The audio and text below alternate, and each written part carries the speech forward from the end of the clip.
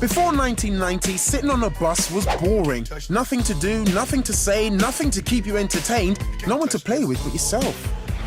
Then a miracle. You were given a Game Boy, then all of a sudden every boring situation imaginable became an opportunity to play some seriously addictive games like Tetris or Super Mario Land. Back in the 70s, a Japanese man called Gunpei Yokoi saw a bored businessman playing with his calculator, just for something to do. And that got him thinking. So in 1980, he invented the Nintendo Game & Watch. Then, a decade later, after some serious thinking, he only went and changed the world. In 1990, the Game Boy was released. Costing just £99, it had a 160 by 144 pixel screen, mono sound, and lasted a massive 35 hours on 4 AA batteries.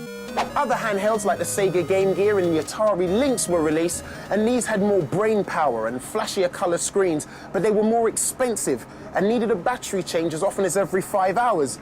You could play on one of these for days, non-stop.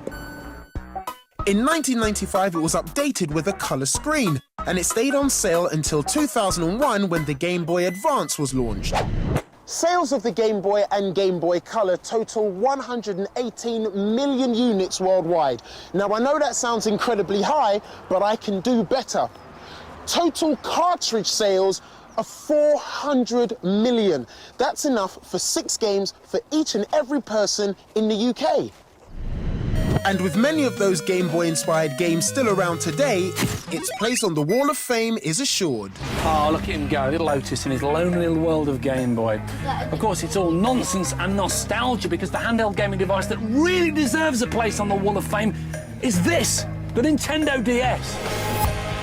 The Nintendo DS was released in Europe on the 11th of March 2005, costing the same £99 in the UK as the Game Boy did. DS stands for dual screen, and its revolutionary touch and normal screens would lead to a whole new raft of game genres being developed. What makes this handheld console so brilliant is the combination of innovative games and just fantastic hardware, which includes the touch screen, the stylus, and the ability to use the microphone to interact with the games. At the back of the bus, I've got the older kids. They're playing the new version of a classic game, Super Mario Bros., a game that has sold 17 million copies worldwide. You can't mess with that. In the middle of the bus, look, we've got the cute little kids playing a virtual pet game called Nintendo. It's a kind of Tamagotchi-style game in which you nurture a dog from puppy to adult, touching the screen, even talking to it at times. And at the front of the bus, the big kids, trying to roll back the years with a game called Brain Training, which I don't need to tell you about, because it's the best-selling DS game in Europe.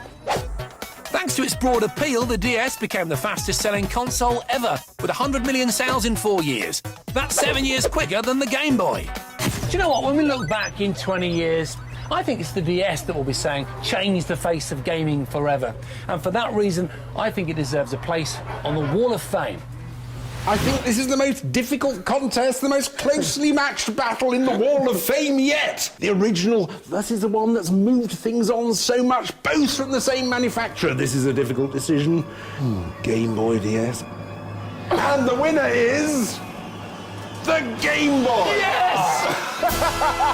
Again! I don't believe it. Because it was the original popularizer of the portable game console, and so many of those games it made popular, they are still so popular today. And for those reasons, the Nintendo Game Boy deserves its place on the Gadget Show's Wall of Fame.